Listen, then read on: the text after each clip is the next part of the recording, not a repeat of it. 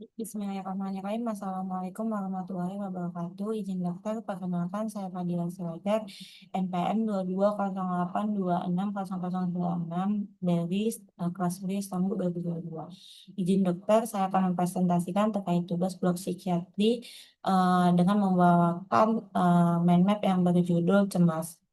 Nah, eh, untuk yang pertama dari definisi sendiri, cemas merupakan respon emosional terhadap adanya ancaman, baik yang nyata maupun yang hayal.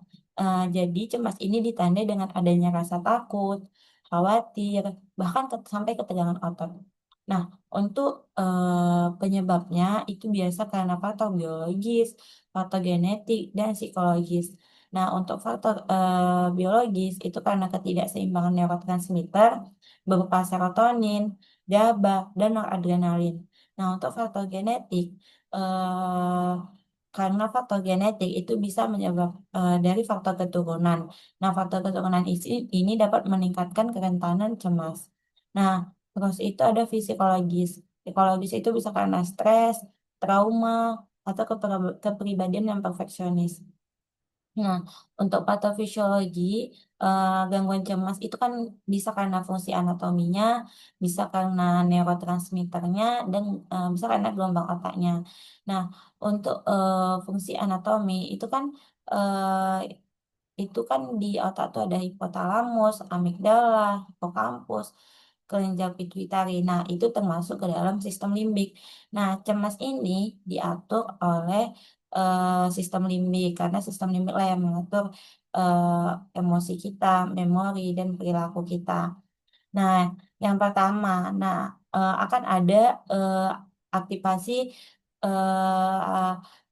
akan ada hiperaktivitas kelenjar amigdala. Nah, amigdala ini dia hiperaktif, jadi sehingga menghasilkan respon cemas.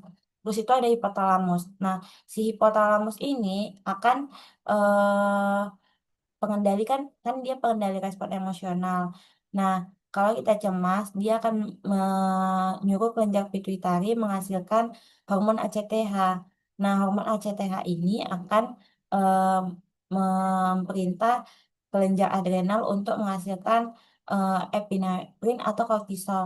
Nah, meningkatnya kadar epinefrin itu sehingga menyebabkan otot tegang, tangan berkeringat, mulut kering, atau ada peningkatan fungsi otonom.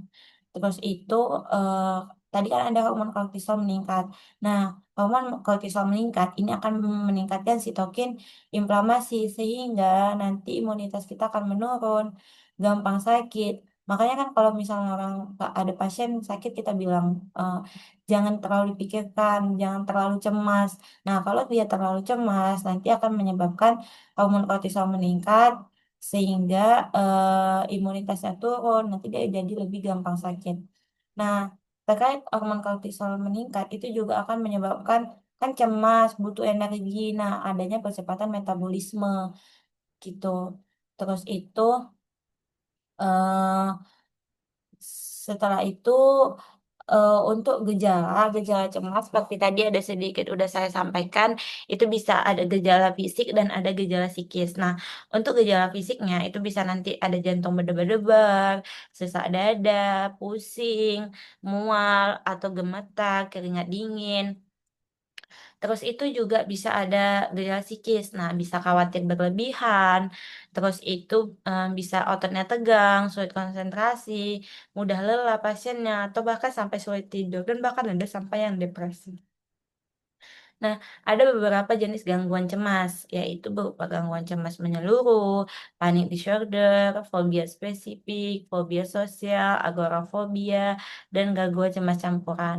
Nah, untuk diagnosis cemas ini kita berdasarkan kriteria PPDG-3 dan DSM-5 terverifikasi.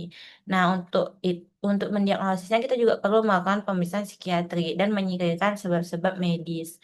Terus itu untuk tata laksana. Jadi si pasiennya ini bisa dikasih farmakoterapi, bisa dikasih psikoterapi. Nah, kalau farmakoterapi itu dikasih ansiolitik, bisa golongan benzodiazepin untuk jangka pendek. Nah, bisa juga antidepresan yang SSRI, contohnya sertalin. Nah, terus itu bisa dilakukan psikoterapi berupa kognitif behavioral terapi, yaitu atau CBT. Nah, izin dokter ini referensi dari presentasi saya. Untuk kurang dan lebih saya mohon maaf. Saya akhiri presentasi saya. Wassalamualaikum warahmatullahi wabarakatuh. Baik, izin dokter. Terima kasih dokter.